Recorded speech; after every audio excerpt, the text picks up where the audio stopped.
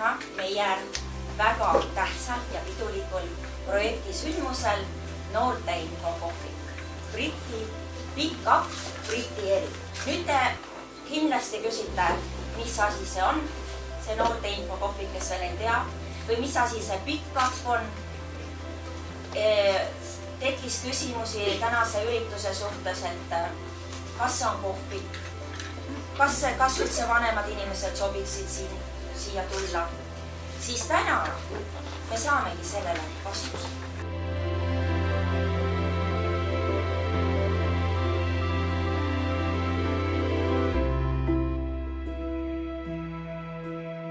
Siis aga kuulutati Eesti Avatud Noortekeskuste Ühenduse ja Briti Nõukogu poolt välja projektikonkurss Pick-up Briti eri, mille eesmärk on toetada erineva keele- ja kultuuritaustaga noorte omaalgatuslike ideede väljatöötamist ja elluviimist.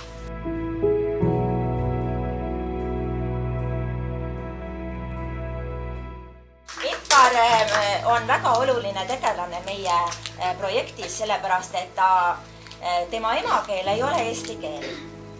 Aga ta on muidu eestlane. Eestimaal sündinud kõik, aga ta emakeel ei ole eesti keel. Nii et selles mõttes on väga oluline osa siin projektis, just kus on pealkiri Rahvused meie ümber. Väga meeldib, et nii palju rahvast on sellel õigusel ajal ja sellel ilusal ilmul, kui juba peate kõik kaivama oma aiamaad ja valmistama tööd, aga leidsite aega tulema ja kuulama dokumentaalfilmidest. Tavaliselt tutvustan ennast niimoodi, et ma räägin oma päritolust, et minu ema sündis Usbekistanis, isa sündis Ukrainas, mina sündisin Eestis, aga ma olen muidugi venelane. Et mis siis veel? Eestis ma olen venelane.